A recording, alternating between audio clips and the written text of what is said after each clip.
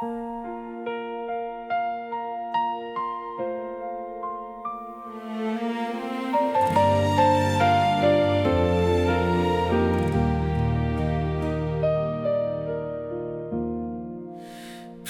เยซูทรงเรียกฉันมาจากคืนที่มืดมนพระองค์ยืนตรงหน้าใจฉันและทรงยืนพระหัตถ์เมื่อฉันตามพระองค์ไปทางเดิมก็เปลี่ยนไปความมืดต้องถอยหลังเมื่อพระองค์ทรงนำพระเยซูทรงเป็นความสว่างของโลกความสว่างของโลกพระองค์นำชีวิตใหม่ให้ฉันเห็นทางไป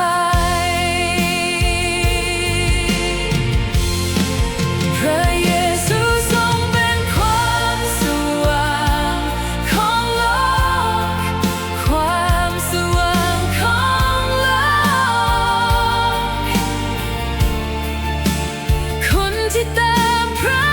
องค์จะไม่หลงในความมืด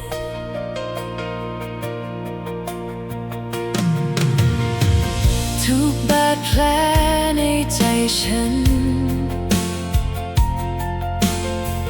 พระองค์ทรงรักษาทุกน้ำตาที่เคยร่วงพระองค์ทรงรับไว้เมื่อฉันตามพระองค์ไปใจฉันก็มั่นคงวันพรุ่งนี้ไม่ต้องกลัวเพราะพระองค์อยู่ใกล้พระเยซู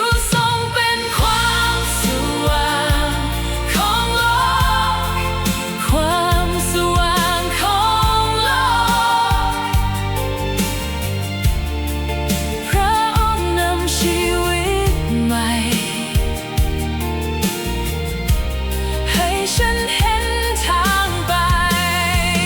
พระเยซูทรงเป็นความสว่างของโลกความสว่างของโลกคนที่ตามพระองค์จะไม่หลงในความมืดคอยแสงของพระองค์ส่องผ่านใจฉันให้ทุกก้าวทุกลมหายใจเป็นพยานถึงความรักพระเยซูทรงเป็นความสว่างของโลกความสว่างของโลกพระองค์นำชีวิตใหม่ให้ฉันเห็นทางไปพระเยซูทรงเป็นความสว่างของโลกความสว่างของโลกคนที่ตา